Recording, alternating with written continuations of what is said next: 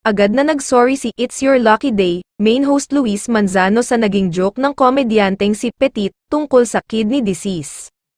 Sa episode ng It's Your Lucky Day nitong Martes, October 24, sinagot ng bawat host ang question of the day ng show na, ano ang isang desisyon ninyo sa buhay na pinili nyong gawin noon, pero ngayon, pinagtatawanan nyo na lang.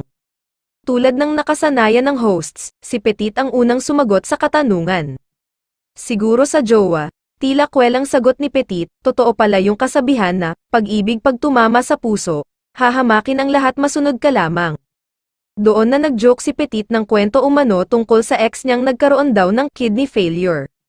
Kasi yung ex ko, nagkasakit siya, nagkaroon siya ng kidney failure, kailangan po ng donasyon ng kidney para sa kanya.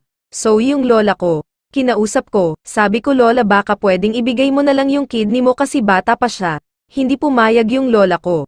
So ang ginawa ko, kinuha ko ng mano-mano, gamit ko lang yung nail cutter. Biro pa niya, kapag bumibisita raw ang kanyang jowa sa bahay nila, napapasigaw na lamang daw ang kanyang lol ang nasa wheelchair dahil sa tila trauma raw na inabot niya rito.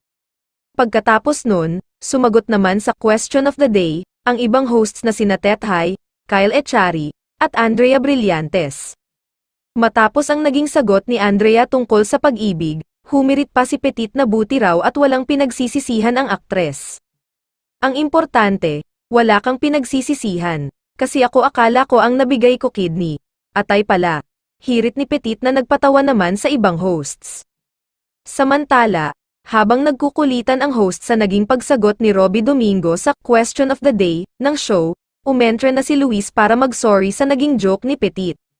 Sandali, babawian ko lang, kasi si Petit kanina nag-joke tungkol sa pinagdadaanan ng mga may kidney disease, hindi po biro lahat ng pinagdadaanan ng may mga renal conditions, kidney disease, so kumbaga, sorry po dun sa mga pasintabi lang doon sa mga kumbaga medyo naapektuhan po, so we apologize po for that joke, saad ni Luis.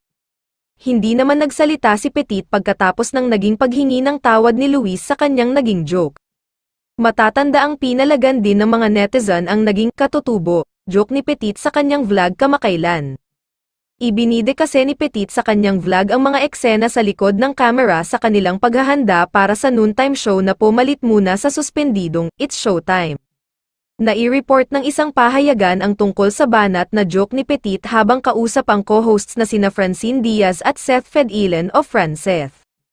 Ito anak ko to si Francine sa Foreigner nung kadalagahan ko, German ang tatay niya, ito naman Seth Norwegian, si Negi kasi katutubo tatay niyan, mababasa sa art card, sa comment section ng ulat ay umalma ang mga netizen dahil sa paggamit ng salitang, katutubo, bilang katatawanan, may ilang nagtagpa sa National Commission on Indigenous Peoples na komisyong namamahala sa kapakanan ng indigenous people.